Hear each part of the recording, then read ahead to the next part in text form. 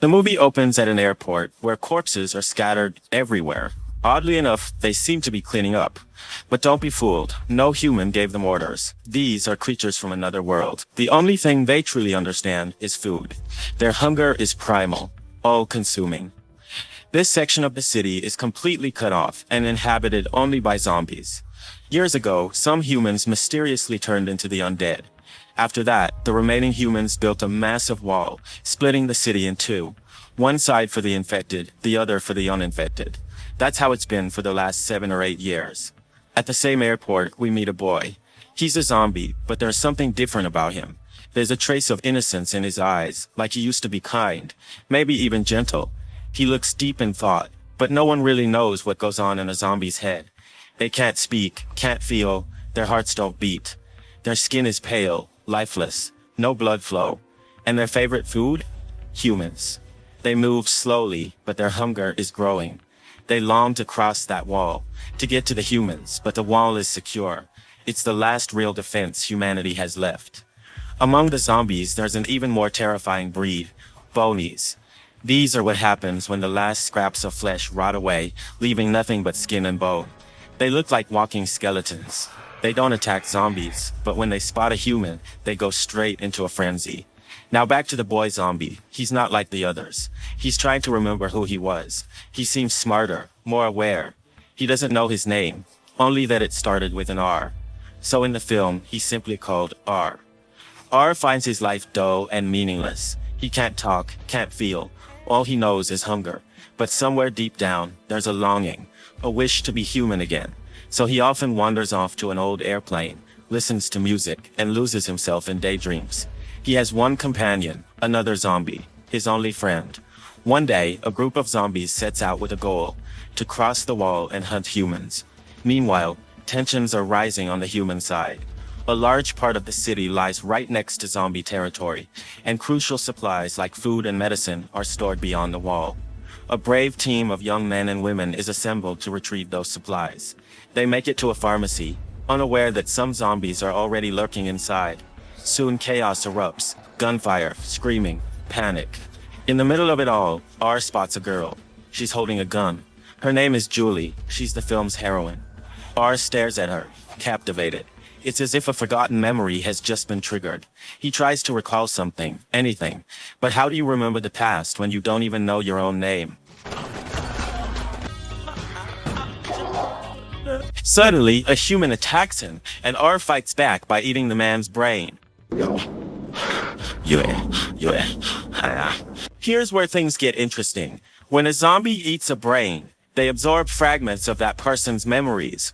R sees flashes of the man's life, and Julie. Then, something happens. R walks up to Julie and says her name. It's the first time he's spoken, the first spark of self-awareness since eating the brain. When the other zombies move in to attack Julie, R smears blood on her face and grabs her hand. He's hiding her scent, making her seem like one of them. Then, he leads her away back to the zombie zone. R hides Julie inside the old airplane and tries to take care of her. He gives her a blanket. Julie, terrified, doesn't know what to make of it. He's still a zombie after all. Even though R can barely speak, something changes once Julie shows up. He begins to talk. Slowly, brokenly. In a soft voice, he says, "Don't be afraid." He sits next to her, tucks her in with the blanket, and looks at her. Then, something incredible. His heart beats. It shouldn't be possible, but it is. It's the first sign. R is changing. He's becoming human again. Julie is still on edge. She doesn't know how she'll escape. Living among zombies is like signing your own death warrant. Just let me go. Not safe. After a while, she says, "I'm hungry." R heads out to get her food. It's the moment she's been waiting for. She makes a run for it, but soon hears footsteps. Zombies. She ducks for cover just in time. R returns and asks, "What happened? Why'd you come out?" He tells her, "If you want to survive among us, you've got to move like us. Slow, stiff, mindless, blend in." Julie mimics his movements and the zombies lose interest. They return to the airplane. She eats and tells him, "I want to leave." R replies gently, "Wait, there are zombies outside. They won't let you go. If I let you leave now, you won't make it. Just stay a little longer. Let them get used to you. Then you can go." Julie relaxes a bit. She's starting to believe he means her no harm. As time passes, a bond starts to grow between them. They share small, almost sweet moments. Julie still sees R as a zombie, but R remembers everything. He tries his best to make her smile. They even go for a drive together. Oh, this was a beautiful boy.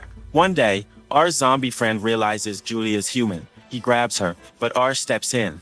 "Don't touch her," he says. His friend, stunned, replies, "You serious? Our food's standing right in front of us and you want me to back off?"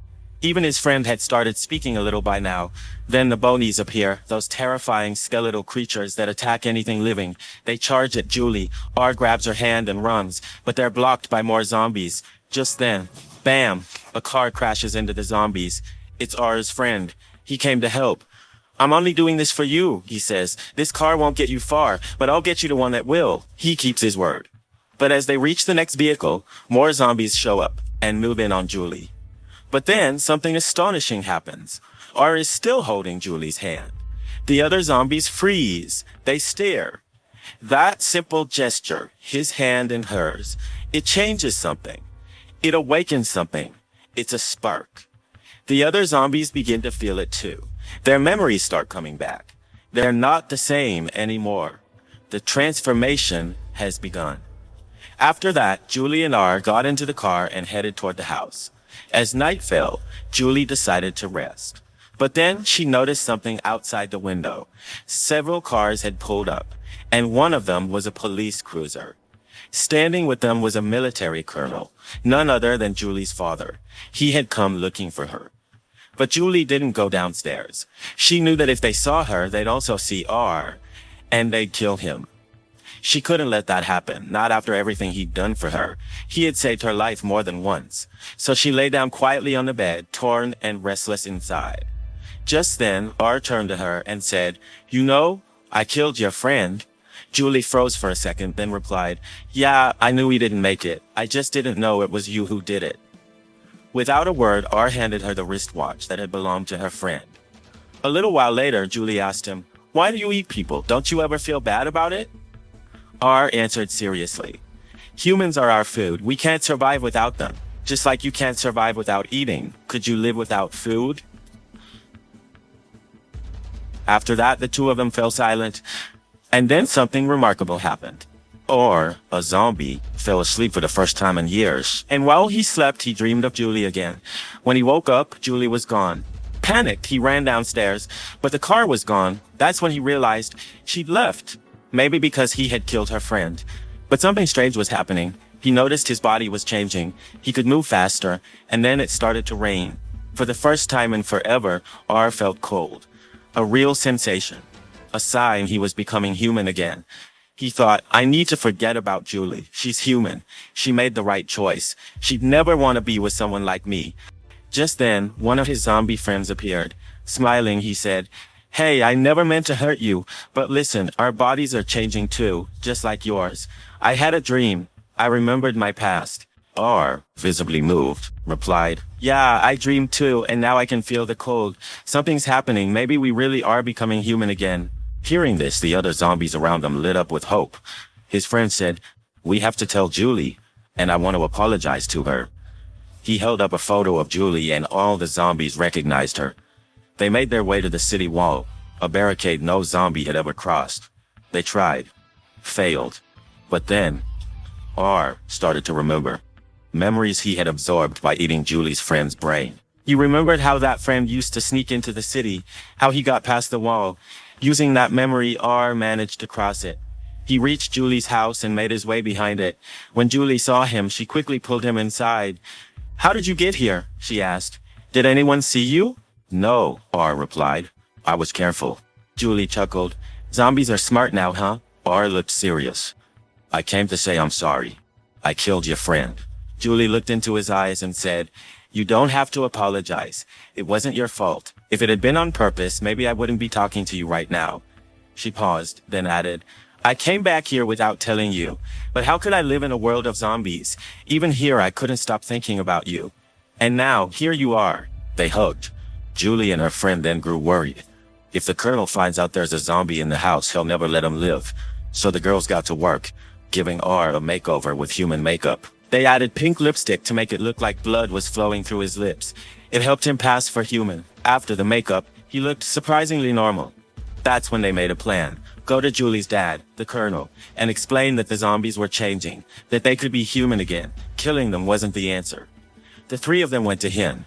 Julie pleaded, "Dad, please, don't kill the zombies. They're changing. They can become human again." The colonel looked at her, stern and skeptical. "How do you know that? I can't just take your word for it. You're still a kid." Then he looked over at R, and immediately sensed something was off. His trained instincts picked up on the slightest sign. This wasn't a human. He raised his gun.